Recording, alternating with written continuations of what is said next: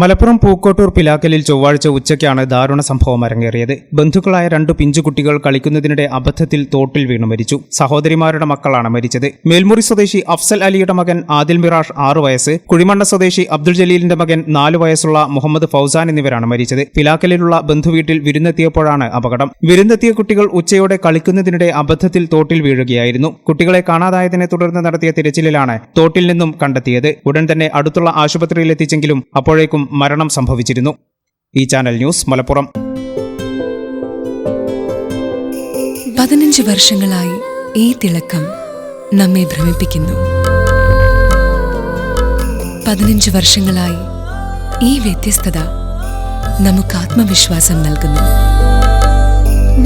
15 വർഷങ്ങളായി നമ്മുടെ ആഘോഷങ്ങളിൽ ഈ പാരമ്പര്യവും പങ്കാളികളാണ്.